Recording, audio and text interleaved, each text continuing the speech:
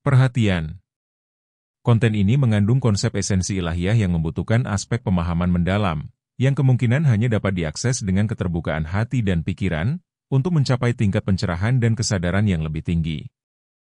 Assalamualaikum warahmatullahi wabarakatuh. Salam sejahtera untuk kita semua. Rahayu, Namaste, Om Swastiastu, Namo Buddhaya. Salam kebajikan dan sehat untuk kita semua. Tidak terasa memasuki bulan Ramadan. Semangat untuk yang berpuasa. Mudah-mudahan di Ramadan ini kita mendapatkan enlightenment, mendapatkan kesadaran yang lebih baik lagi, dan semangat Ramadan menuju kepada fitrah.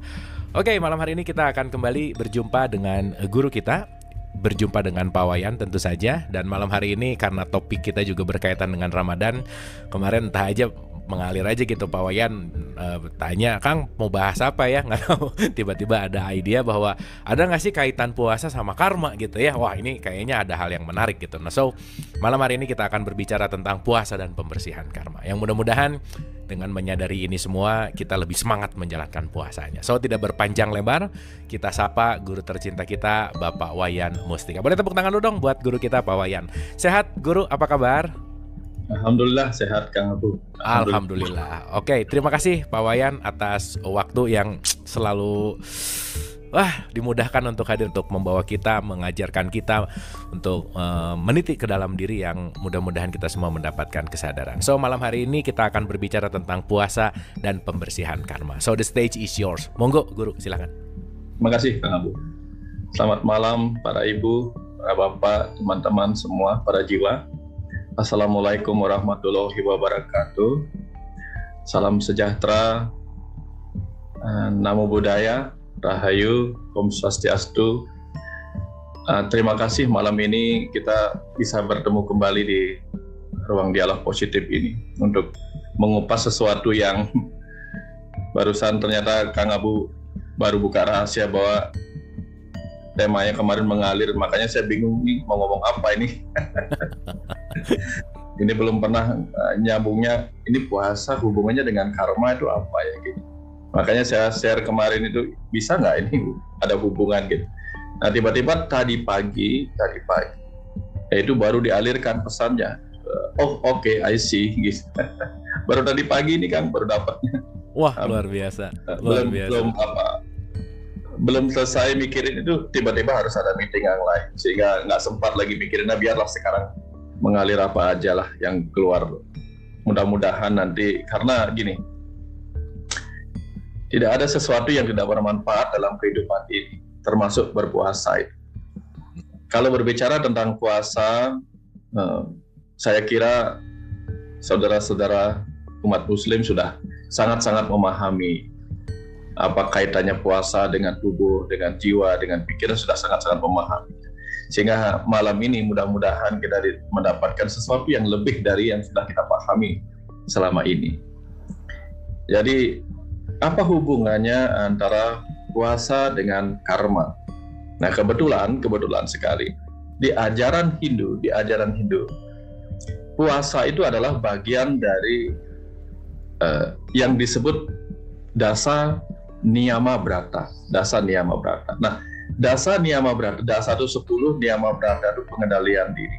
Jadi ketika kita mau mencapai yang disebut samadhi, berada dalam kesadaran yang sama dengan Tuhan atau sama adi, itu ada 8 tangga yang bisa dilewati.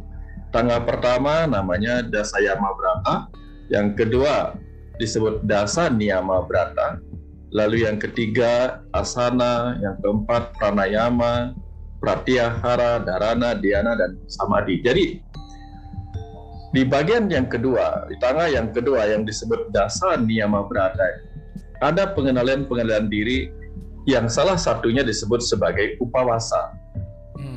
Jadi upawasa itu mengendalikan keinginan kita, nafsu kita untuk makan. Nah, ada lagi pengendalian yang lain. Misalnya mengajarkan kita untuk selalu fokus kepada hal-hal yang baik, untuk selalu berkata yang suci, dan seterusnya. Jadi puasa itu di ajaran Hindu hanyalah bagian awal. Jadi bagian tangga kedua dari proses kita mencapai samadhi atau kesadaran Tuhan. Nah, kalau demikian, seakan-akan puasa itu hanyalah sebuah proses yang belum tentu artinya hanya seketika dengan puasa semuanya beres.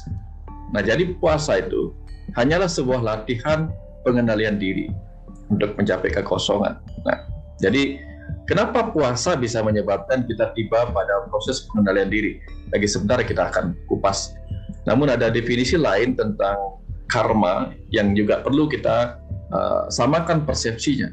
Jadi karma itu bukan lagi istilahnya yang sering kita obrolkan di sini bahwa karma pahala itu atau pahala dari tindakan, akibat dari tindakan sering disatukan menjadi karma saja. Padahal karma sendiri artinya tindakan. Nah, jadi kita definisi ulang bahwa karma itu artinya tindakan. Nah, tindakan itu tentu bisa tindakan dari pikiran, tindakan dari ucapan, dan tindakan dari tubuh kita sendiri. Nah, nanti akan ada kaitannya dengan karma itu. Nanti juga kita akan kupas kalau karma yang dimaksud adalah karma pahala atau akibat dari sebuah tindakan, atau karma hanya sebagai sebuah tindakan, itu pun kita akan kupas karena bisa dibawa ke masa lalu, masa kini, dan masa depan. Agak panjang kita nanti ceritanya, Kang Abu, agak mendalam nanti. Nah, masuk ke wilayah puasa dulu sebagai manfaat bagi tindakan kita supaya kita memiliki karma atau tindakan yang bersih. Jadi bukan karma pahala yang bersih ya, jadi akibat yang bersih, tetapi karma sebagai tindakan. Jadi pembersihan karma artinya pembersihan tindakan. Jadi kita masuk dulu ke bagian yang satu ini. Kita tahu bahwa setiap sel hidup di dalam diri kita, di dalam diri semua makhluk hidup, setiap sel hidup itu mempunyai tugas bagi dirinya sendiri dan bagi individu di tempat di mana dia hidup. Setiap sel hidup mempunyai tugas dua macam, yaitu satu, mempertahankan diri, dan dua, untuk proses pengembangan diri, yaitu reproduksi. Ya, satu mempertahankan diri, kemudian berkembang. Ya, sehingga setiap sel tubuh kita ini mempunyai tugas untuk mempertahankan dirinya atau mempertahankan hidupnya. Yang kedua adalah untuk berkembang biak atau reproduksi. Nah, semua sel tubuh kita itu, semua sel-sel makhluk hidup didorong untuk menjaga dirinya agar tidak mati. Nah, inilah yang kemudian menyebabkan diri kita ini memiliki apa yang disebut sebagai crocodile brain atau croc brain. Croc brain itu berfungsi untuk bereaksi ketika tugas dari sel-sel di tubuh kita ini mengalami hambatan ketika untuk mempertahankan hidupnya, juga untuk reproduksi. Jadi ada food dan ada reproduksi yang harus dipertahankan oleh sel-sel hidup di dalam tubuh kita ini. Nah, ketika sel-sel hidup itu mempunyai masalah untuk pemenuhan kebutuhan hidupnya, yaitu makanan, minuman, dan seterusnya yang berkenaan dengan kebutuhan fisiologis, di situ kemudian croc brain atau animal mind dalam diri kita, dalam diri semua orang, dalam diri makhluk-makhluk hidup, kemudian bereaksi dalam bentuk dua hal, yaitu fight or flight. Inilah yang disebut dengan reaksi ego. Jadi fight or flight. Nah, itu sebabnya ketika orang-orang mengalami kelaparan, ketika orang-orang membutuhkan makanan, secara kemudian individu, sel-sel seluruh tubuh kita ini bereaksi ya untuk mendapatkan makanan, maka dia didorong untuk melakukan dua hal. Kalau tidak berkelahi dengan orang-orang atau makhluk-makhluk lain yang diajak berebut makanan, maka dia akan melarikan diri, ya, fight or flight. Nah, dorongan-dorongan reaksi ego yang disebabkan rasa lapar itulah yang sangat-sangat berbahaya pada diri manusia. Karena ketika manusia dikendalikan oleh dorongan croc brain-nya, dia kehilangan akal sehatnya. Belum lagi kehilangan hati nurani, baru kehilangan akal sehat. Sehingga kita membutuhkan latihan untuk bisa mengendalikan sifat-sifat hewani atau ego yang didorong oleh croc brain itu. Sayangnya, seringkali reaksi-reaksi ego itu munculnya mendadak, sehingga kita tidak sempat berlatih untuk mengendalikannya. Misalnya kadang-kadang kita diserempet orang di jalan, tiba-tiba mendadak muncul kemarahan, sehingga reaksi ego lebih dulu muncul sebelum kita mewaspadai kehadirannya. Nah, itu sebabnya kita perlu sekali-sekali mengundangnya. Jadi bersiap-siap mengundangnya datang, lalu mengenalinya.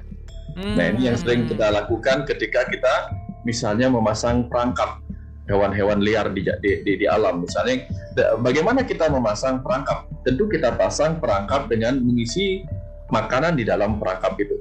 Sehingga hewan-hewan yang lapar itu akan datang mendekat. Nah, hal yang sama kemudian kita lakukan. Kekosongan perut adalah perangkap. Kekosongan perut adalah perangkap. Ya.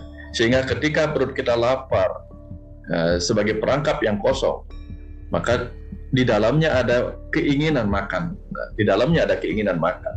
Ketika keinginan makan itu merupakan umpan, datanglah reaksi-reaksi ego kita.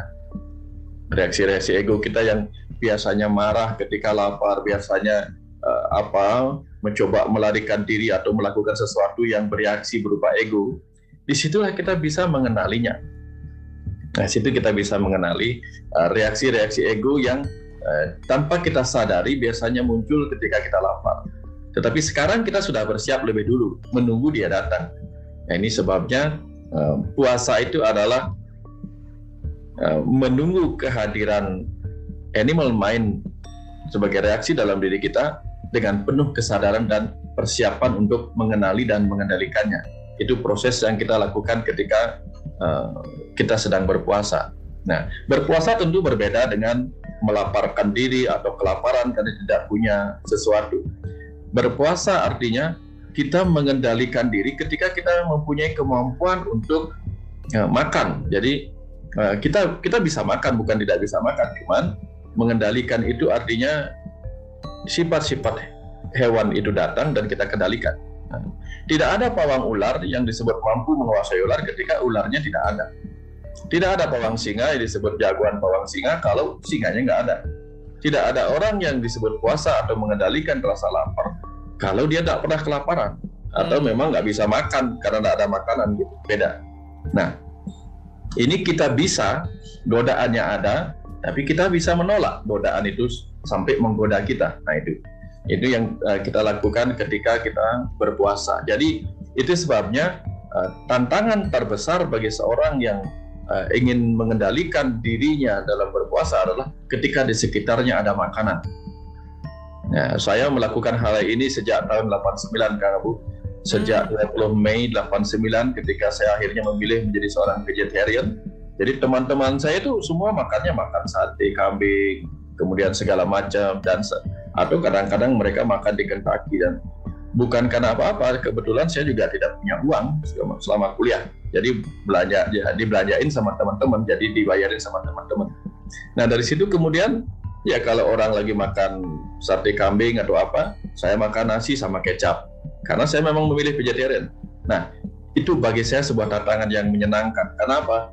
Ketika saya bisa menahan diri saya di hadapan orang lain yang sedang makan sate, itulah keberhasilan saya. Nah, jadi kalau di rumah, ya memang karena tidak ada sate. Itu artinya bagi saya pengendalian diri itu adalah ketika godaannya tepat ada di hadapan saya, bukan godaannya tidak ada. Nah, itu tantangan bagi saya. Jadi kalau godaannya tidak ada ya bukan pengendalian diri lagi, memang nggak ada.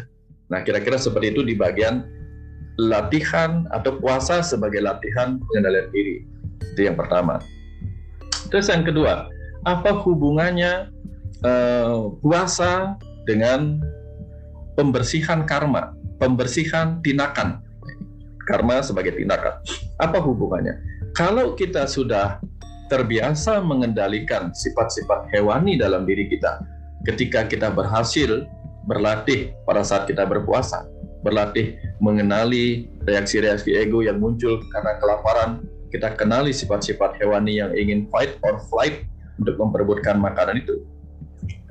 Di situ kemudian kita mengerti apa yang bisa kita pikirkan, apa yang bisa kita ucapkan, apa yang bisa kita lakukan di antara reaksi-reaksi ego atau brain atau hewani yang muncul dalam diri kita.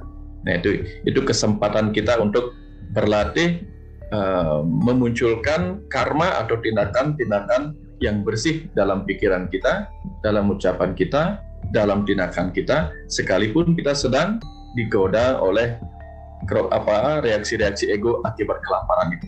Ini latihannya di sini. Nah, yang berikutnya kemudian, kalau kita memikirkan bagaimana tindakan kita atau hasil tindakan, ya kalau karma pala yang dimaksud adalah hasil dari sebuah tindakan, apakah itu bisa dibersihkan? Nah, ini juga bisa, Kang. Contohnya begini.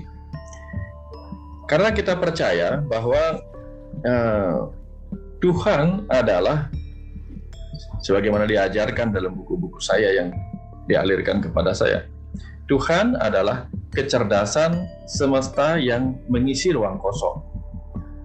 Nah, kecerdasan semesta yang mengisi ruang kosong. Jadi di seluruh alam semesta raya yang tak terbatas ini ada ruang kosong. Dan di sana ada Tuhan sebagai kecerdasan semesta tak terbatas. Nah, ketika kita berpuasa, tentu perut kita kosong. Ketika perut kita kosong, maka dia adalah ruang kosong. Apakah ada kecerdasan semesta di ruang kosong itu? Okay. Nah, ini yang kita cari. Nah, nah, disitulah kemudian kita mengenali ada ruang kosong di dalam lambung kita, dan di situ kalau dalam perenungannya, ya perenungannya mendalam, kita akan melihat bahwa di sana ada kecerdasan semesta tak terbatas yang sedang apa? Yang sedang merawat lambung kita, sel-sel lambung kita, sel-sel usus kita, dan seterusnya di seluruh bagian pencernaan kita dengan cerdasnya. Nah, di situ kita paham bahwa sel-sel lambung yang biasanya akan mengeluarkan asam lambung pada jam-jam di mana kita biasanya makan, dengan cerdas akan bisa menghentikan pengeluaran asam lambung gitu, ketika dia tahu bahwa kita tidak akan makan. Nah, bagaimana itu bisa tahu? Karena di dalam lambung yang kosong itu ada kecerdasan semesta tak terbatas yang sedang bekerja untuk mengatasi keadaan ketika lambung menjadi kosong. Itu kita melihat kecerdasan atau Tuhan di dalam lambung yang kosong. Nah, ketika kita sudah terkoneksi dengan kecerdasan semesta tak terbatas yang ada di dalam sel lambung kita yang kosong, tentu kemudian kita akan paham bahwa di seluruh tubuh kita pun sedang bekerja kecerdasan semesta tak terbatas yang menyimpan segala karma-karma dari kehidupan masa lalu kita. Misalnya karma yang kemarin, karma 2 hari lalu, seminggu lalu, setahun lalu, bahkan ketika kita masih kecil, bahkan kehidupan sebelumnya. Nah, dengan melihat kecerdasan semesta tak terbatas sedang bekerja di ruang kosong lambung kita, kita sedang menyatukan diri kita dengan kecerdasan dalam tubuh kita yang menyimpan di DNA kita memori-memori karma dari masa lalu kita. Nah, ketika kita terkoneksi dengan memori-memori karma dari masa lalu itulah, kemudian kita bisa membersihkan hal-hal yang dulu belum sempat kita bersihkan. Misalnya ada kemarahan yang belum kita bereskan. Nah, kemudian selain ada hal-hal yang belum kita bereskan di masa lalu, tentu ada hal-hal yang kita sebut sebagai hutang-hutang karma yang belum bisa kita terima ketika memasuki kehidupan kita. Nah, dalam kesadaran bahwa tubuh yang kita miliki ini menyimpan kecerdasan semesta tak terbatas yang membawa memori-memori kehidupan kita kemarin, seminggu lalu, dan seterusnya, yang lupa kita sadari bahwa tubuh kita bekerja karena ada Tuhan di dalamnya. Maka di situ dalam perenungan pada saat perut kosong ini akan membawa kita kepada ingatan bahwa sesungguhnya kita tidak pernah melakukan apapun di kehidupan ini. Bahwa sesungguhnya semua karma yang kita lakukan adalah kerja dari sang kecerdasan semesta itu tersendiri. Sehingga kita tidak berhak atas pahala dari semua kerja itu. Dengan demikian, sesungguhnya lah kita terbebas atau bersih dari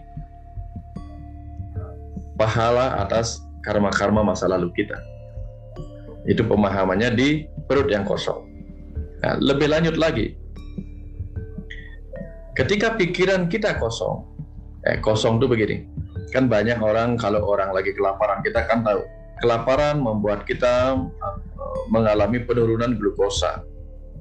Ketika kita mengalami penurunan glukosa, maka cenderung pikiran kita itu malas ngapa-ngapain. Malas berpikir. Ketika pikiran kita, otak kita malas berpikir karena energinya berkurang, maka gelombangnya bisa jadi akan turun dari gelombang beta yang sibuk ke gelombang alfa theta, gelombang meditatif dengan sendirinya. Nah, ketika gelombang meditatif menyebabkan kita malas berpikir kemana-mana, pikiran agak sedikit mengosong. Nah, disitulah di gelombang meditatif gara-gara kelaparan atau gara-gara perut kosong itu, kemudian membuat kita terkoneksi. Baik terkoneksi dengan kecerdasan semesta yang ada pada tubuh kita, sebagai kecerdasan bawah sadar yang menyimpan memori-memori karma dari masa lalu. Kita juga terkoneksi dengan kecerdasan atas sadar yang ada pada ruh kita, yang membawa visi misi kehidupan kita kali ini, yang membawa apa yang akan terjadi di masa depan. Nah, dengan pemahaman itulah kemudian kita bisa mempersiapkan diri kita untuk memiliki tindakan-tindakan atau karma-karma yang lebih bersih di kemudian hari.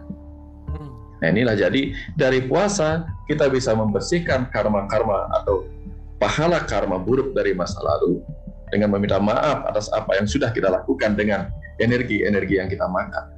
Karena kita tahu sekali bahwa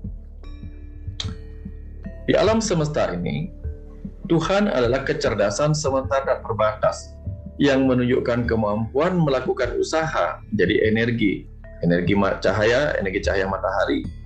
Kemudian energi memadat menjadi materi berupa beras atau makanan-makanan yang kita makan berubah menjadi energi. Jadi di setiap makanan itu ada Tuhan, di setiap energi itu adalah kemampuan semesta, kemudian kecerdasan semesta itu sendiri ada di setiap makanan.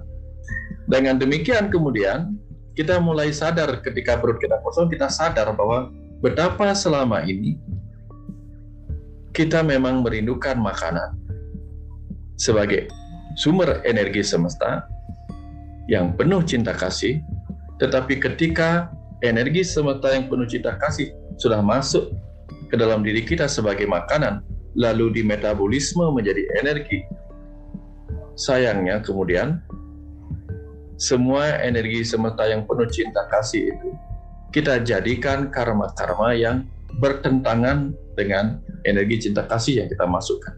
Oke. Nah, ini jadi permasalahan.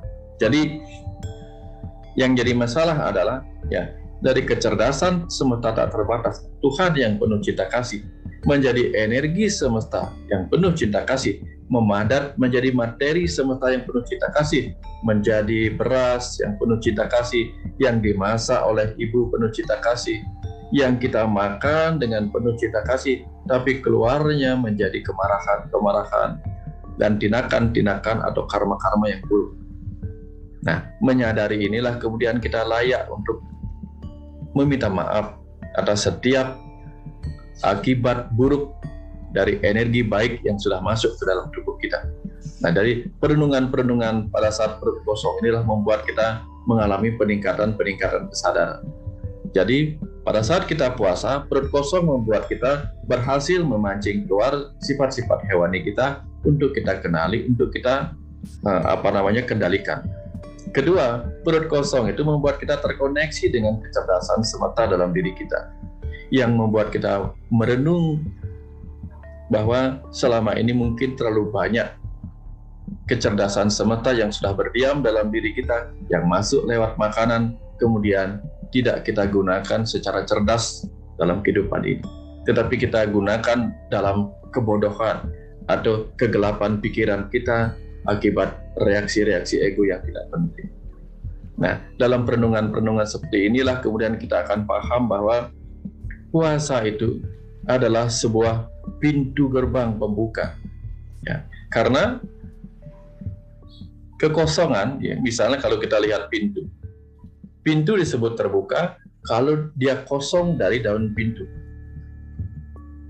Ya, setiap kekosongan akan menjadi celah untuk kita memasuki atau kita keluar dari sesuatu. Nah, perut yang kosong ini bisa menjadi pintu masuk kesadaran atau menjadi pintu keluar kita dari kegelapan. Nah, itulah apa namanya? Itulah yang harusnya kita renungkan dari puasa. Bukan semata-mata tidak makan, karena kalau tidak makan kan ada orang sakit tidak makan, ada orang tidak punya uang juga tidak makan. Tetapi kita sengaja membuka pintu kosong, pintu ini, sehingga terbukalah perenungan-perenungan kita untuk memahami bahwa puasa itu adalah bagian dari proses kita, seperti ajaran Astanga Yoga itu, sebagai bagian dari tangga-tangga untuk menuju proses mengalami penyatuan kesadaran dengan kesadaran semesta di dalam diri kita. Nah, sampai di sini Kang Abu, mudah-mudahan bisa dipahami bagaimana proses kekosongan yang tercapai ketika kita berpuasa itu bisa kemana-mana efeknya. Bisa ke masa lalu, pembersihan karma atau pahala karma di masa lalu, di masa kini, dan di masa depan. Tergantung kemampuan kita untuk menggunakan kondisi kekosongan perut itu. Sama dengan kemampuan kita mengisi kekosongan pikiran kita. Ada orang membiarkan pikirannya yang kosong, kemudian dimasukin oleh roh-roh lain yang justru menghancurkan. Tetapi yang benar adalah seharusnya ketika pikiran kita kosong, kita izinkan kecerdasan jiwa kita, kecerdasan ruh kita menguasai pikiran kita, bukan memanggil kecerdasan lain yang tidak penting dari luar diri kita. Sama halnya ketika perut kita kosong, seharusnya itu sebagai bentuk kita mengizinkan perut kita istirahat. Karena selama ini perut kita seperti ibu yang tidak pernah berhenti bekerja, ya. Pikiran tidur dia bekerja, pikiran bekerja dia ikut bekerja untuk memberikan energi. Ya, biasanya dia akan kosong selama setelah makan 6 jam, belum 6 jam kita beri lagi. Seperti kita mempekerjakan dia sebagai pekerja romusa yang terus-menerus harus bekerja mengikuti keinginan-keinginan kita akan makanan-makanan. Nah, puasa itu sebuah cara kita untuk menghormati ibu, karena tubuh ini ibu. Menghormati ibu yang mungkin selama 11 bulan kelelahan untuk memenuhi keinginan kita akan hasrat makan, hasrat ini, hasrat itu. Sehingga kita perlu istirahatkan dia sejenak. Beri kesempatan kepada ibu kita untuk istirahat sejenak. Ya, supaya dengan itu dia bisa memperbaiki. Selain karena ada penelitian yang mengatakan bahwa ketika orang berpuasa akan banyak sekali hal-hal positif yang terjadi di dalam tubuh. Ada pembentukan antioksidan yang akan berefek baik kepada kehidupan kita, kepada tubuh kita. Nah, kira-kira sampai di situ Kang Abu. Mudah-mudahan nanti dari diskusi yang muncul nanti akan bisa dialirkan lebih banyak pengetahuan buat kita. Tetapi poinnya adalah puasa hanyalah sebuah tangga untuk kita berproses mencapai kesadaran yang lebih dalam dengan melihat bahwa kekosongan itu menyimpan kecerdasan semesta tak terbatas untuk kita jumpai dalam perenungan. Kira-kira seperti itu, Kang. Seperti itu. Pak Wayan, luar biasa. Terima kasih Pak Wayan. Entah kenapa juga beberapa jam yang lalu tuh saya juga ada kelas ngebahas tentang ini hal yang sama gitu Pak Wayan. Padahal nggak pernah janjian, nggak pernah ngobrol. Ini baru malam hari ini juga kan saya dengar juga ini gitu. Dan menariknya semuanya jadi terkonfirmasi dan saya lebih menyadari dan meyakini bahwa ketika sumbernya sama, apapun yang dialirkan, outputnya juga tetap sama gitu Pak Wayan. Itu jadi saya jadi agak gimana ya, mellow banget gitu. Ya Allah, ini luar biasa gitu apa yang disampaikan Pak Wayan, benar-benar mengkonfirmasi gitu. Salah satunya gini Pak Wayan yang tadi disampaikan, saya jadi melihat bahwa kalau sekarang ada fenomena misalkan gitu ya, bahwa hayu kita menghormati orang yang sedang berpuasa gitu. Di satu sisi ya let's say dihormati dengan misalnya warung tutup gitu, atau tempat makanan tertutup apa dan lain-lain. Dan habis itu ada orang yang dengan bangga mengatakan bahwa saya tamat puasa, kenapa? Nggak ada warung yang buka gitu. Justru tantangannya adalah ketika kita bisa berpuasa di tengah warung-warung yang buka, orang-orang yang makan, kata Pak Wayan tadi bahwa ada yang makan sate, kambing apa dan lain. Pak Wayan cuma makan nasi sama kecap dan di situ kemenangannya gitu. Dan ketika ada hal bahwa saya nggak pernah korupsi gitu misalkan, kenapa? Karena nggak ada kesempatan gitu. Karena saya ada di gunung nggak pernah melakukan kejahatan, kenapa? Karena nggak ada kesempatan. Di situ saya menyadari bahwa justru puasa itu bukan masalah menjauh, puasa itu bukan masalah dalam tanda petik untuk dihormati, tetapi bagaimana kita menahan dalam kondisi apapun kita bisa tetap stay untuk tetap kosong dan masuk ke dalam kesadaran yang lebih dalam. Itu yang saya tangkap sih Pak Wayan, luar biasa gitu. Gimana tanggapan Pak Wayan gitu? Silakan. Betul Kang Abu. Dalam kondisi puasa seperti itu seharusnya memang semua saling menghormati.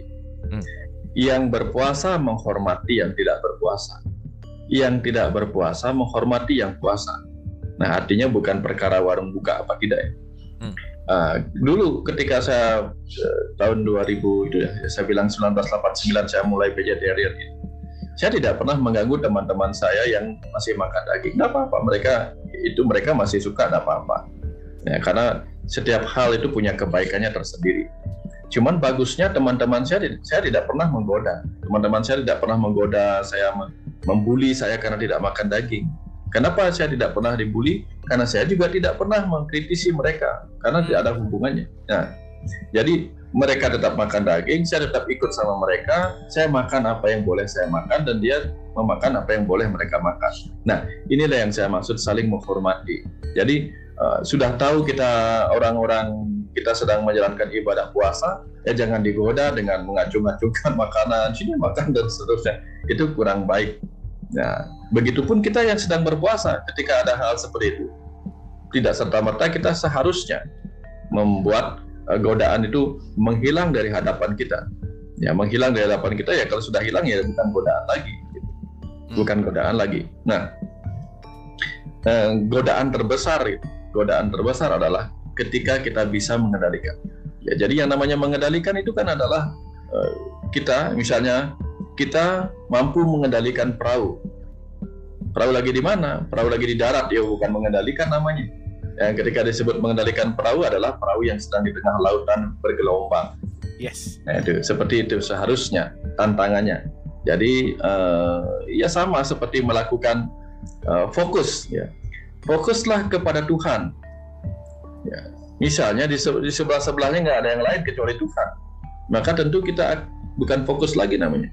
Ketika di sebelah-sebelah banyak godaan yang lain, tapi kita fokus pada sesuatu, itulah disebut konsentrasi.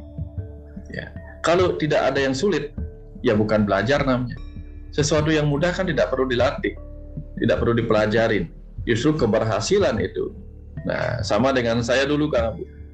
Saya beberapa kali itu menjuarai lomba lari Kang Abu.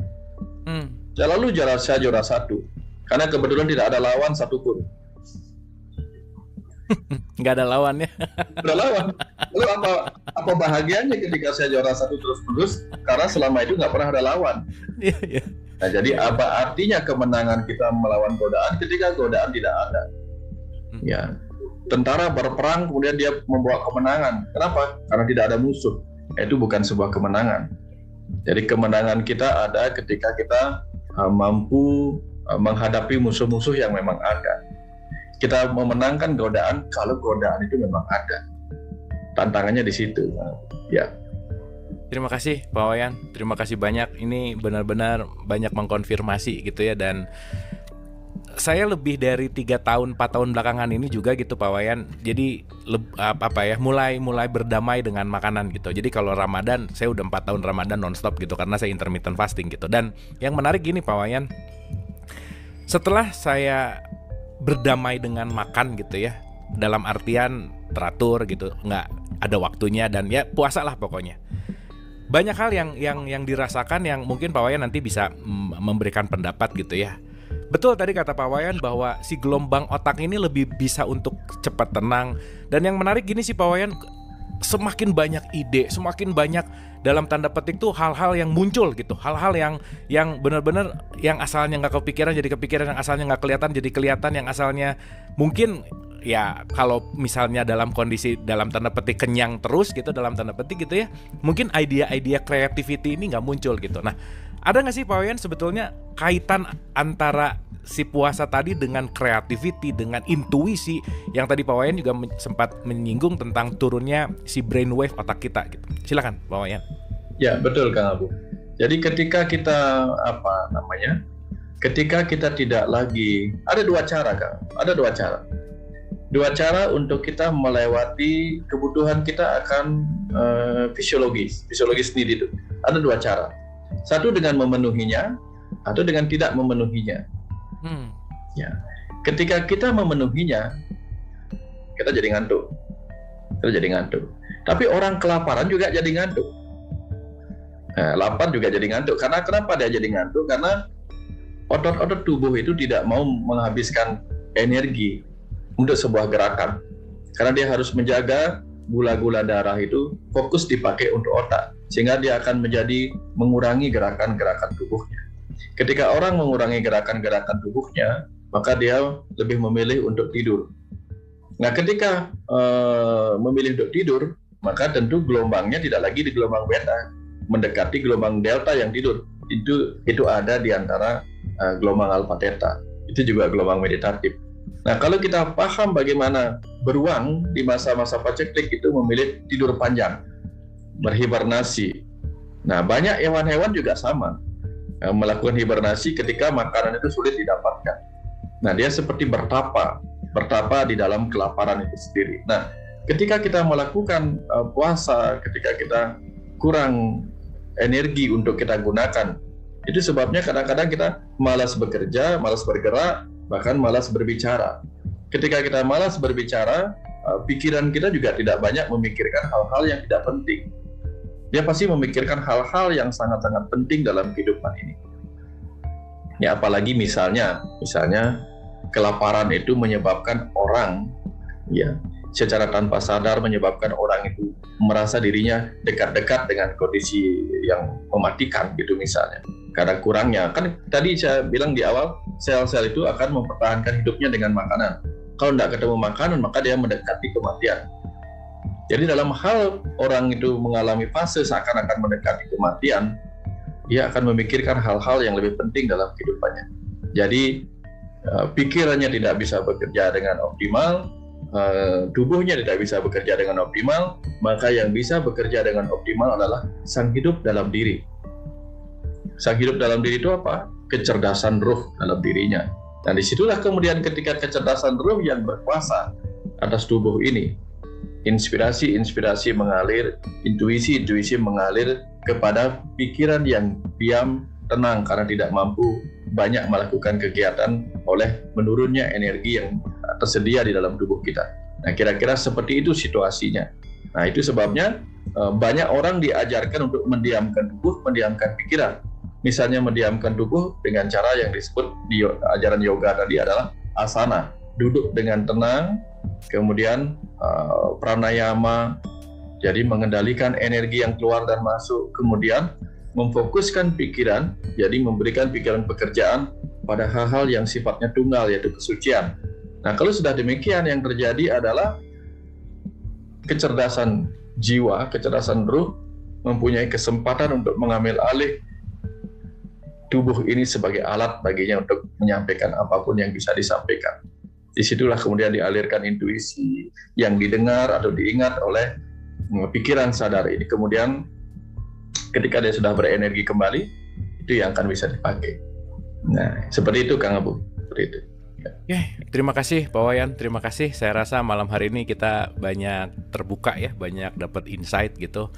Betapa pentingnya puasa. Itulah kenapa saya rasa kalau di dalam tradisi Islam juga di Quran selalu dikatakan seperti orang-orang terdahulu gitu. Jadi seperti ini penting banget gitu. Semua orang terdahulu juga melakukan hal yang sama. Dan saya rasa setiap agama, kepercayaan, setiap peradaban juga punya dalam tanda petik kebiasaan puasa. Karena itulah jalan untuk, saya rasa, untuk mendapatkan si spiritual birth gitu ya. Salah satunya kesadaran-kesadaran yang lebih dalam lagi.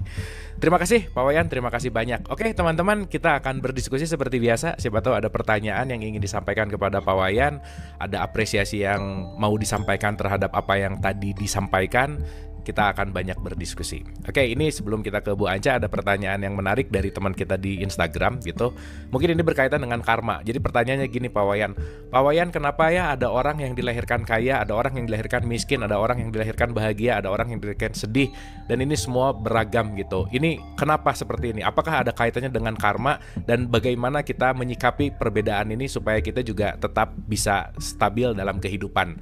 Ini kurang lebih pertanyaannya, ini ada 3 yang sama Pak Wayan. Jadi saya rangkum kurang lebih seperti itu pertanyaannya. Silakan Pak Wayan. Ya, terima kasih. Nah, jadi kalau berbicara dengan karma sebagai hasil sebuah tindakan gitu, maka apa yang kita lakukan sekarang ini, ya, ada dua kemudian dalam ajaran Hindu dibagi dua. Karma itu disebut subha karma. Jadi subha karma itu artinya suatu baik. Ya, subha karma itu tindakan yang baik, perbuatan-perbuatan yang baik. Kemudian disebut asubha karma. Nah, jadi ada dua, perbuatan baik, perbuatan buruk. Itu yang kita lakukan selama kehidupan ini. Hasil dari karma itulah kemudian disebut sebagai karma wasana atau sisa-sisa hasil karma yang kemudian dibawa oleh kita sebagai sang ruh meninggalkan tubuh fisik ini untuk memasuki kembali kehidupan yang lain untuk menyelesaikan pelajaran-pelajaran kehidupan kita. Nah, mereka yang lahir dari masa lalu yang banyak melakukan kebaikan, dimungkinkan baginya untuk terlahir mengalami kebahagiaan. Sehingga ada yang terlahir sebagai anak orang kaya, ada yang terlahir sebagai orang-orang yang selalu beruntung dalam kehidupannya. Ada orang yang melakukan sedikit usaha sudah gampang sukses. Itu karena dia membawa benih-benih karma baik atau pahala karma baik dari kehidupan sebelumnya. Sementara lagi ada yang lain karena dia dulunya banyak melakukan atau sekarang banyak melakukan perbuatan buruk. Di kemudian hari hasilnya adalah dia pulang ke alam kematian sebagai ruh yang dipenuhi muatan-muatan atau sisa-sisa karma buruknya. Jadi pahalanya kemudian diterima esok hari. Esok hari bagi kehidupan itu adalah kehidupan berikutnya. Nah, disitulah dia membawa hasil dari kehidupan sebelumnya. Sehingga hari ini kadang dia terlahir sebagai anak orang miskin. Ya, anak yang susah berusaha, sudah berusaha banyak tetapi nggak pernah berhasil. Ada yang demikian. Jadi dia selalu datang ke kehidupan yang penuh konflik. Karena apa? Karena dulu dia banyak menciptakan konflik. Karena gini, jadi ada beberapa hal orang itu terlahir dalam kehidupan ini. Setidak-tidaknya ini diajarkan kepada saya, bukan oleh kitab suci, bukan. Oleh ini mungkin belum ada yang saya pernah baca di kitab suci. Tapi ini diajarkan langsung oleh kakek saya. Ini diajarkan langsung oleh kakek saya yang sudah lama meninggal dan saya belum pernah ketemu. Karena suatu ketika saya tanya, saya buka saja di sini, karena tidak ada lagi yang perlu disembunyikan. Saya tanya gitu, apa sih tujuan roh datang kembali ke kehidupan ini? Ya, diajarkanlah bahwa kelahiran ini bagi sang roh itu bisa beberapa tujuan. Satu, menuntaskan pengalaman hutang karma, hutang rasa. Jadi yang dulu pernah menyakiti, sekarang hidupnya banyak disakiti. Yang dulu pernah banyak berbuat baik, sekarang tahu-tahu banyak orang berbuat baik kepadanya. Padahal dia nggak pernah lakukan apa-apa, tapi orang-orang baik sekali sama dia. Nah, jadi dia menerima pahalanya. Karena disitulah kemudian kita paham bahwa kehidupan itu terus-menerus berulang-ulang sampai kita tiba saatnya berhenti total. Nah, yang kedua adalah hutang pelajaran. Jadi ada roh-roh ke sini hanya untuk mempelajari kehidupan ini lebih dalam, sampai dia mengumpulkan banyak bahan-bahan mencapai kesadaran. Nah, seperti teman-teman, Bapak Ibu yang hadir di sini yang tertarik untuk memahami kesejahteraan diri lewat pembelajaran, itu biasanya adalah roh-roh yang memang datang ke sini untuk menyelesaikan hutang-hutang pelajaran pengetahuannya. Sehingga lama-lama dia akan semakin meningkat kesadarannya. Ketertarikannya adalah mengumpulkan bahan-bahan pengetahuan. Dan pengalaman itu sebabnya manusia itu dianggap sebagai makhluk yang paling sempurna bagi sang ruh. Kenapa? Karena cerita kehidupan ini membawa pengetahuan dan pengalaman rasa. Secara kemudian otak manusia dibelah menjadi dua. Yang otak kiri untuk rasio, otak kanan untuk rasa. Artinya otak kita disiapkan untuk menampung pengetahuan dan pengalaman rasa. Jadi perasaan itu adanya di otak. Jadi pengalaman rasa dan perasaan. Ya, jadi kehidupan ini memberikan kita perasaan, dan kemudian dari perasaan itulah kita petik pelajaran apa yang tersembunyi di dalamnya. Nah, itu yang bagi mereka yang lahir untuk menambah pengetahuannya. Yang ketiga adalah roh-roh yang terlahir dalam kehidupan ini untuk bertugas. Nah, dia orang-orang yang bertugas ini biasanya tidak peduli dengan apa yang dia lakukan, apakah menghasilkan ini itu apa tidak, nggak peduli dia. Yang ada hanyalah keikhlasan untuk mengabdi pada kehidupan ini. Karena dia kesini tidak lagi mementingkan kebutuhan yang duniawi yang tidak terlalu penting bagi. Maka ketika dia kaya, dia menjadi orang kaya yang dermawan. Ketika dia cerdas seperti Kang Abu, mengumpulkan banyak orang untuk dialirkan, dibagi-bagikan pengetahuan. Ya, jadi tugasnya adalah ini. Yang ketiga ini ciri-cirinya adalah roh-roh yang matang, guys. Roh-roh yang sudah matang dalam kesadaran, yang datang ke sini hanya untuk apa? Hanya untuk menyemangati orang-orang. Jadi ketika dia bekerja keras dan dia kaya, dia pakai untuk menyemangati orang-orang. Yang miskin, yang putus asa dibantu sehingga ada semangat dia untuk bangkit kembali menjalani kehidupan ini dengan segala suka dukanya. Jadi orang yang tidak mengerti dengan kehidupan ini didorongnya untuk memiliki pemahaman akan kehidupan ini sehingga semangat lagi dan tidak berkeinginan menghentikan kehidupannya gara-gara penderitaan batin oleh ketidaktahuannya. Ini ciri-ciri roh yang ketiga yang datang ke sini hanya untuk menjalankan tugas. Nah, yang keempat ini sangat-sangat sedikit. Jadi adalah roh-roh yang ke sini hanya untuk rindu dengan suasana bumi. Hadir sebentar, pulang lagi. Hadir sebentar, pulang lagi. Atau bahkan kadang-kadang hanya meminjam tubuh keturunannya, meminjam tubuh orang-orang yang dia kenali, yang mengizinkan tubuhnya dipinjam sejenak, hanya untuk mengalami rasa. Ya, seperti orang yang pinjam handphone hanya untuk nelpon sebentar, pulang lagi. Kira-kira seperti itu Kang Abu. Jadi ada kaitan antara karma masa lalu dan penyebab kenapa orang ada yang lahir begini dan seterusnya. Nah, kira-kira seperti itu Kang Abu. Oke, Pak Wayan, jadi kalau kita mulai mengerti tentang penugasan kita, kurikulum kita, tentang skenario kita, ternyata ini lebih membuat kita juga lebih mengalir dalam menjalankan apa yang kita hadapi dalam hidup gitu ya Pak Wayan. Udah ada ukurannya, udah ada, ya semuanya sudah diskenariokan gitu, indah sekali gitu ternyata gitu ya. Jadi kalaupun kita lebih mengenal, tadi kayak kata Pak Wayan, ada yang datang cuman liburan gitu ya, cuman pinjam udah gitu, ada yang datang ke sini belajar, ada yang datang ini. Masing-masing membawa skenarionya, masing-masing membawa kurikulumnya deh. Jadi nggak perlu terlalu sibuk sama yang di luar gitulah kira-kira Pak Wayan. Itu terima kasih sekali Pak Wayan, itu benar-benar mind blowing, benar-benar terkonfirmasi gitu Pak Wayan. Nggak tahu, saya bahagia banget kalau banyak terkonfirmasi itu karena kan kadang gini ya Pak Wayan, ketika dapat sesuatu yang akhirnya terkonfirmasi sama orang yang ngomongnya frekuensinya sama tuh ada kebahagiaan gitu. Oh, ternyata ini sesuatu hal yang benar-benar esensial yang nggak perlu lagi teori kata-kata atau apapun, bahwa ya ini adalah kebenaran gitulah kira-kira. Terima kasih banyak Pak Wayan, terima kasih banyak. Oke, berikutnya adalah Ibu Anca. Silakan Bu Anca. Terima kasih Mas Agus. Selamat malam Pak Wayan. Selamat malam Mas Agus. Malam, silakan Pak Bu. Wayan, yang ingin saya tanyakan, apakah menghapus karma buruk bisa dilakukan dalam bentuk yang lain cara berpuasa, misalkan puasa pati geni, puasa bisu, puasa mutih, puasa ngerawat, atau memang hanya puasa menahan lapar saja? Itu yang pertama ya Pak Wayan. Yang kedua Pak Wayan, akhir-akhir ini kan terjadi seorang ibu yang dipenjarakan oleh anaknya hanya karena masalah warisan kayak apa kayak. Nah, apakah itu sebuah karma juga Pak Wayan? Terima kasih, mohon penjelasannya. Terima kasih Mas Abu. Oke, terima kasih Bu Anja. Wah, Bu Anja tuh pertanyaannya selalu oke banget gitu. Silakan Pak Wayan, atur nuhun. Terima kasih Bu Anja. Jadi kembali pada cerita tadi, apapun bentuk puasa itu hanyalah latihan, tangga-tangga latihan yang membawa kita kepada kesadaran. Nah, karma itu disebut buruk, atau pahala dari karma itu disebut buruk karena kita menolak.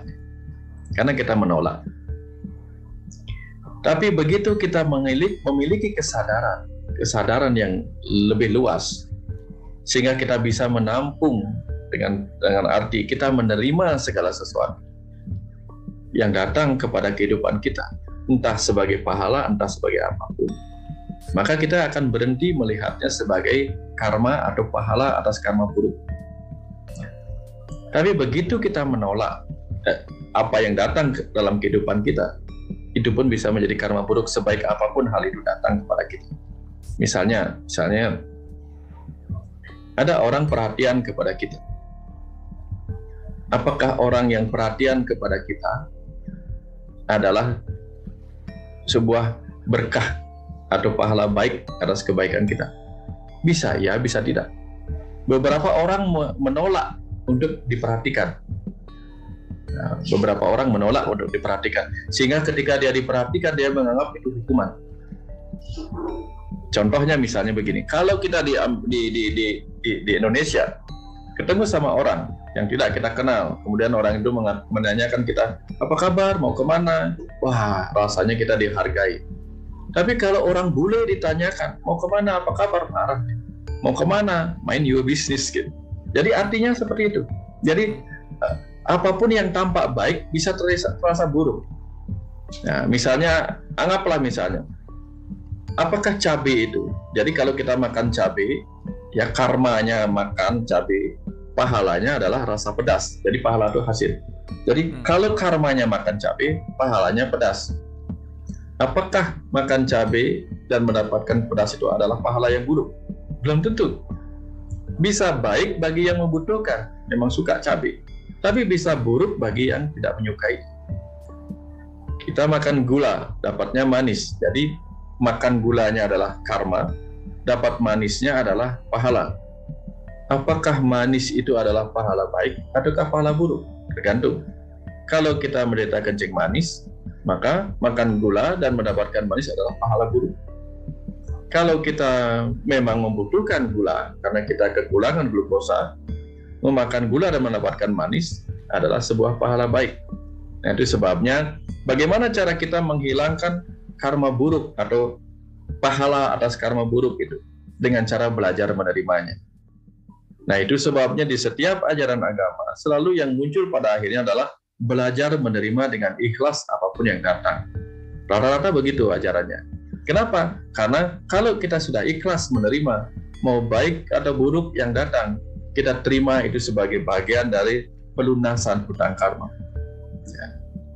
Jadi, kalau kita percaya misalnya kita berdoa, ya Tuhan, leburlah segala dosa-dosaku. Nah, di mana dosa-dosa akan dilebur? Di alam neraka. Di mana alam neraka? Di alam naraika. Di mana alam naraika? Di alam manusia ini. Alam nara itu manusia. Alam naraika. Di alam manusia inilah kita akan dilebur dosa-dosa kita. Dengan cara apa? Dengan cara menerima hal buruk yang pernah kita lakukan pada orang lain. Hari ini kita akan diperlakukan buruk oleh orang lain. Sehingga untuk apa? Untuk mengerti.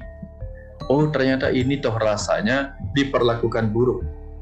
Mungkin saya pernah melakukan hal buruk pada orang lain dan seperti inilah rasanya ketika kita memperlakukan buruk orang lain. Seperti rasa yang saya alami ketika diperlakukan buruk oleh orang lain.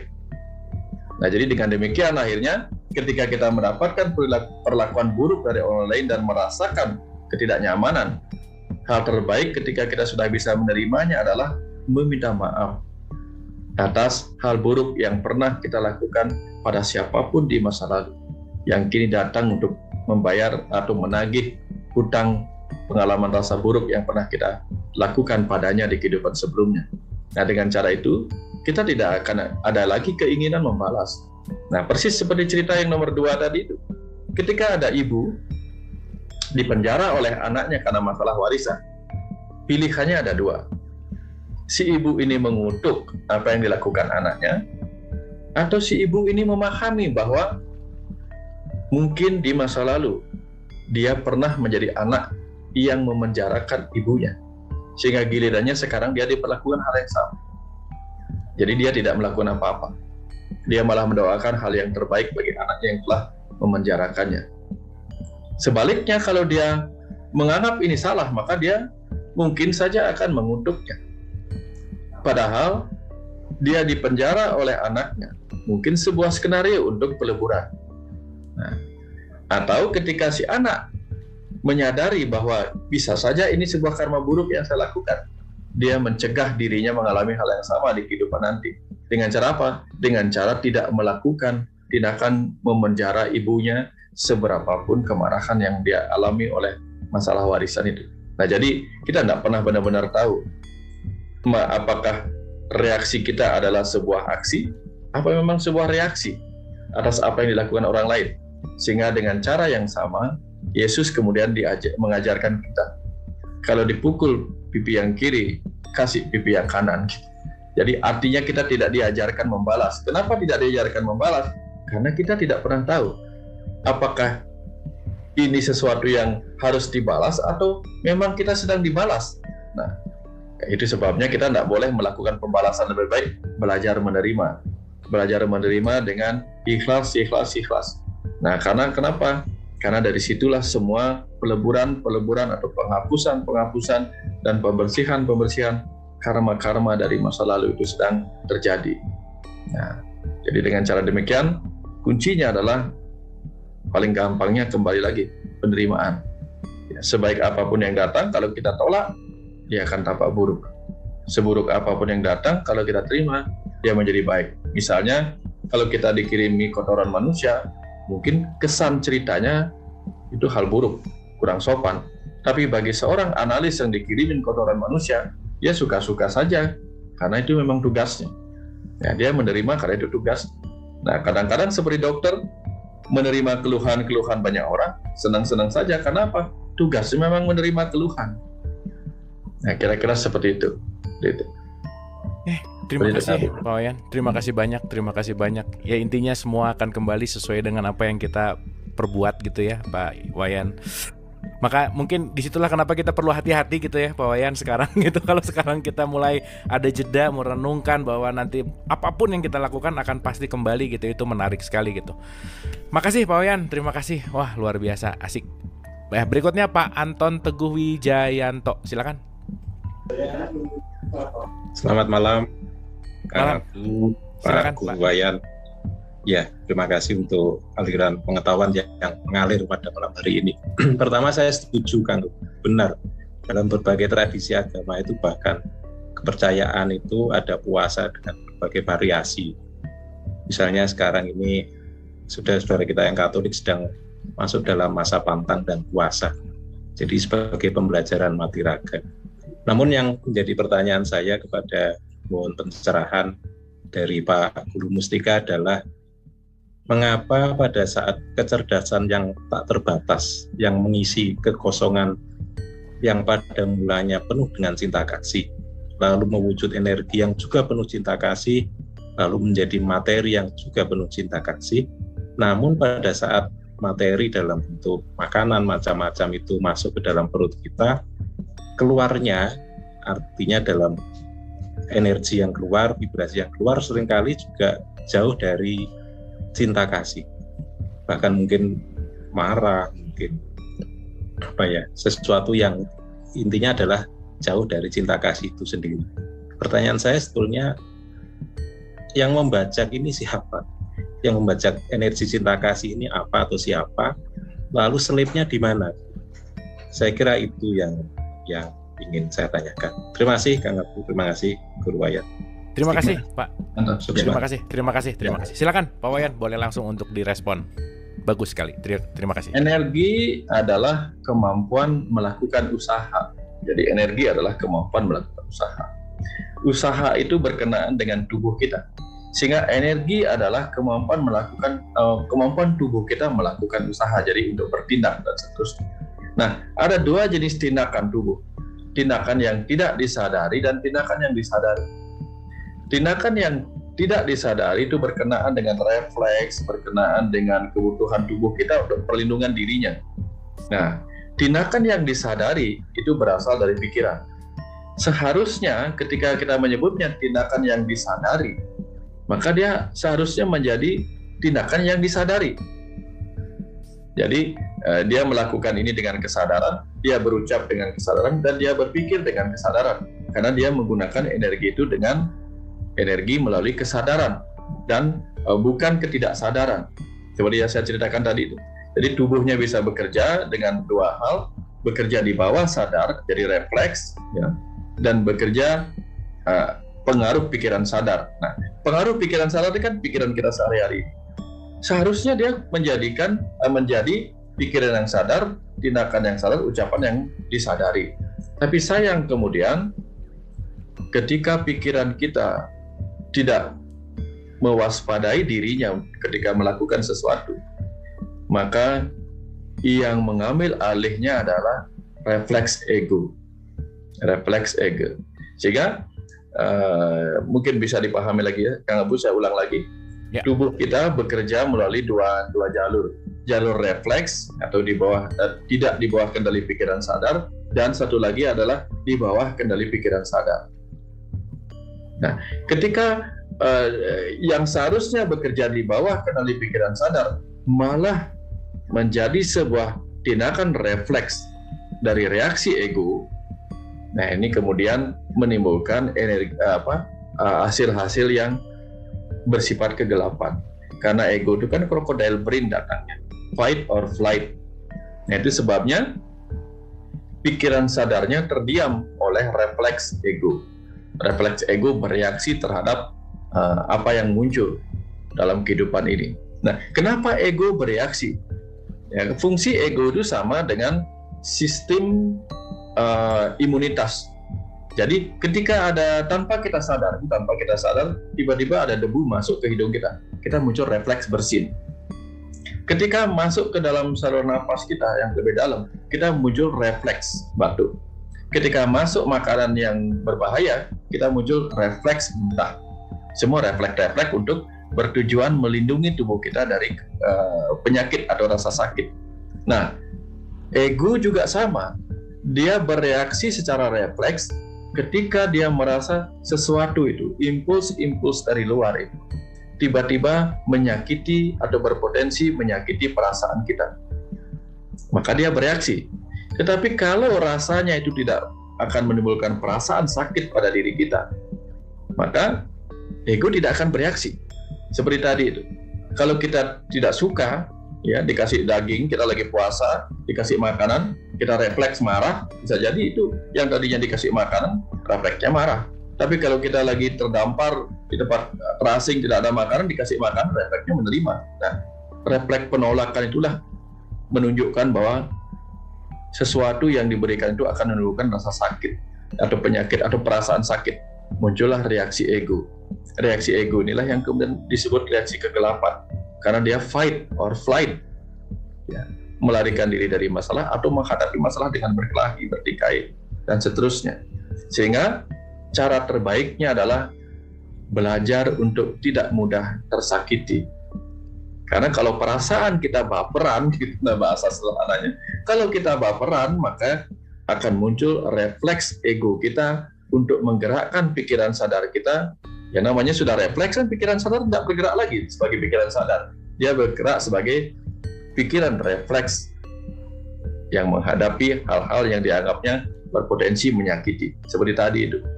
Ya disapa dengan baik-baik, kamu mau kemana? Jawabannya apa? Refleks marah. Ngapain kamu tanya-tanya? Itu bukan urusanmu, refleksnya marah. Gitu.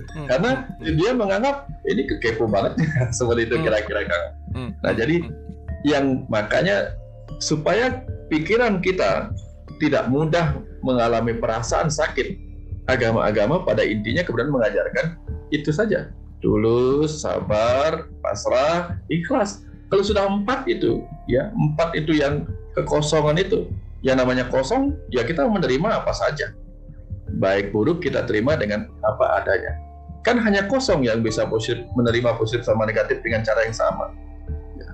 Kalau negatif, kalau positif menolak yang negatif, kalau negatif menolak yang positif, tapi kosong menerima semuanya dengan cara yang sama. Nah, kira-kira seperti itu Kang Abu. Oke.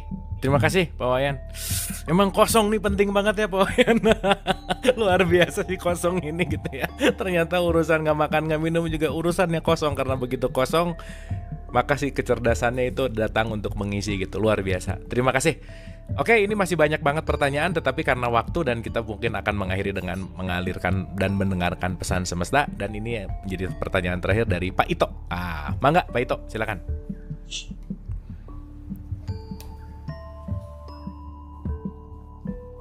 Ya, boleh untuk langsung di-unmute Pak Ito.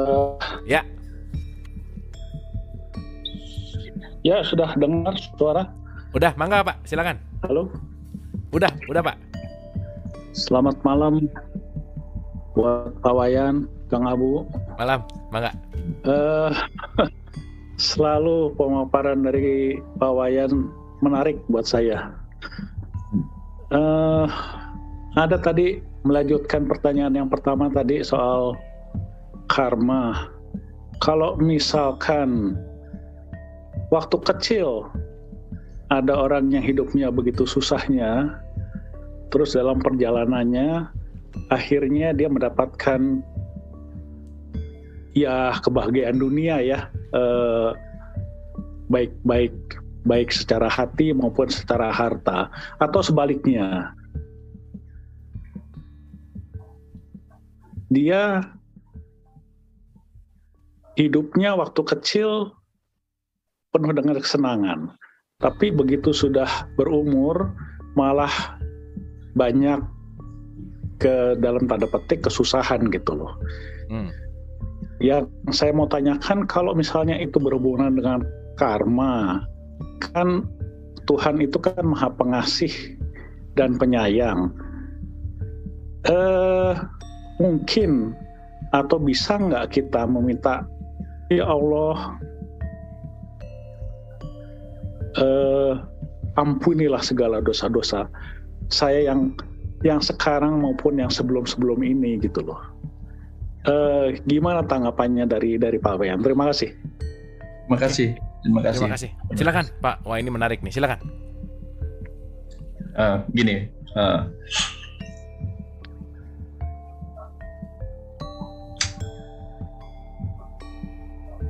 kalau saya punya anak yang saya kasihi, ada saat di mana saya akan memberinya kebahagiaan dengan mengisi apapun yang dia inginkan. Tapi ada saat kemudian saya harus membiarkannya mengalami penderitaan agar dia menjadi mandiri. Ada saat saya harus membuat dia berani menghadapi siang. Ada saatnya saya harus mengajari dia untuk berani menghadapi malam.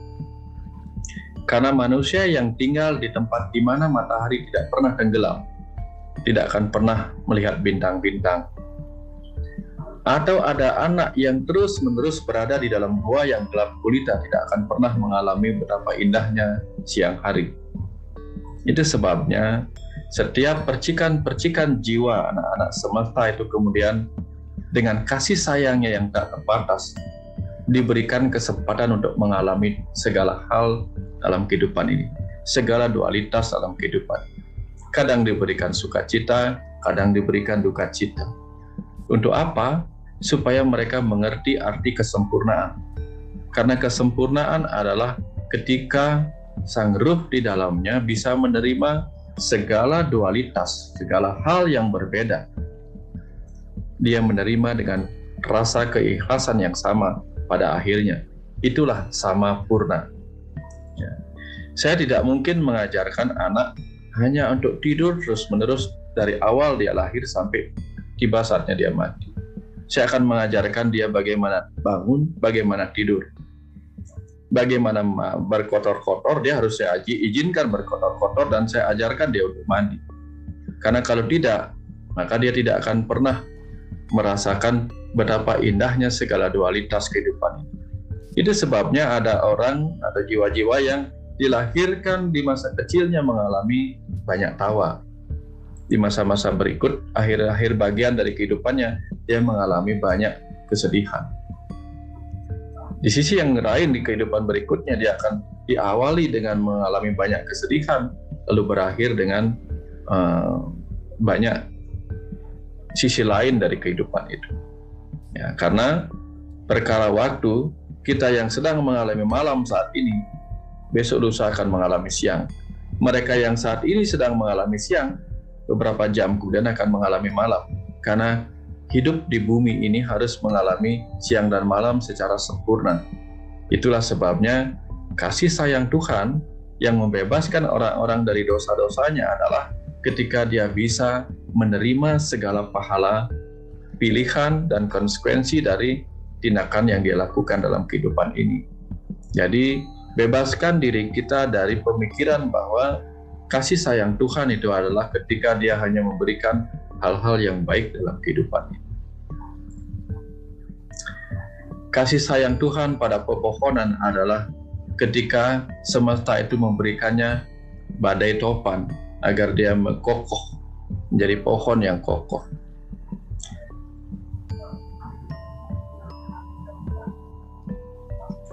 Seperti itulah cara Tuhan menyayangi kita. Ketika Tuhan memanjakan kita dengan segala kebaikan, apalah arti kekuatan yang berdiam di dalam diri kita ketika kita tumbuh dan dibesarkan dalam segala kemudahan.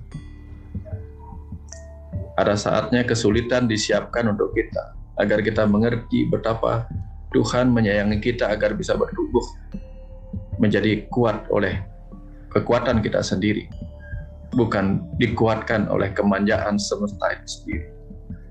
Sehingga hukuman itu bukanlah hukuman. Seperti seorang ibu, seorang bapak yang kadang menghukum anak-anaknya, bukan karena tidak mencintai anak-anaknya, tapi untuk mengajarkannya tentang kebenaran, untuk mengajarkannya tentang bagaimana menjadi matang oleh penderitaan itu sendiri. Dan seperti itulah cara lautan dengan kasih sayangnya menyediakan ikan-ikan pada nelayan, tapi dia juga menyediakan omak-omak yang bisa menggulung nelayan-nelayan yang tidak belajar untuk menyeberangi lautan dengan tenang, dengan badai. Berhenti melihat Tuhan yang tidak menyayangi anak-anaknya lewat penderitaan. Oke, sudah. Terima kasih kami. Terima kasih Pak Wayan, indah sekali, luar biasa. Terima kasih.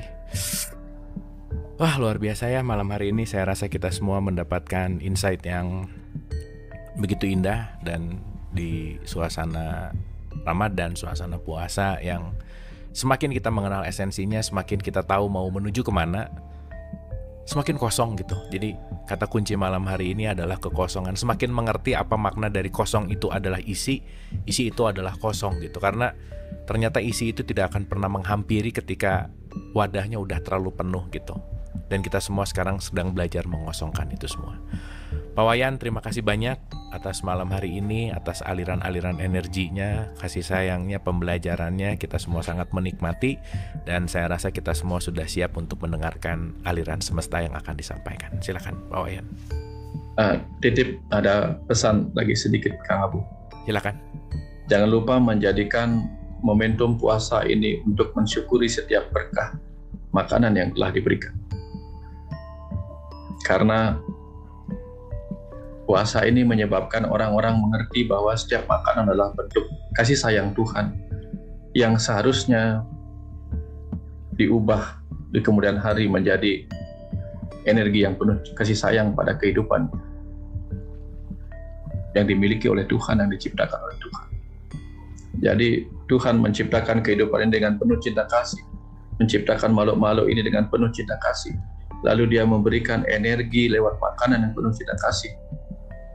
Ketika lupa disyukuri dan digunakan dengan baik, momentum puasa inilah cara kita merenungkan semua itu, supaya dia bergerak menjadi energi dan usaha yang penuh cinta kasih bagi kehidupan. Terima kasih para jiwa. Terima kasih banyak.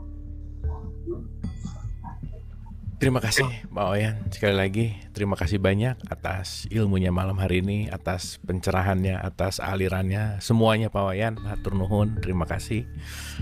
Saya rasa kita semua malam hari ini gimana ya, meleleh gitu ya. Malam hari ini kita sama-sama benar-benar mendapatkan sesuatu yang super mind blowing, dan mudah-mudahan kita semua malam hari ini juga mendapatkan aliran-aliran yang luar biasa dari semesta, dan tetap untuk menuju kosong itu sendiri. So, teman-teman ibu dan bapak, terima kasih atas kebersamaannya malam hari ini. Senantiasa kita semua benar-benar bisa memahami esensi dari puasa itu sendiri, benar-benar memasuki kekosongan itu sendiri, karena jangan lupa hanya di tempat yang kosong lah Sang Maha Kecerdasan itu akan hadir. Sekali lagi terima kasih Pak Wayan. Kita doakan Pak Wayan senantiasa sehat, selalu menginspirasi, selalu memberikan pencerahan kepada semua makhluk, dan kita semua selalu bisa belajar. Tur nuhun, terima kasih, sampai ketemu besok.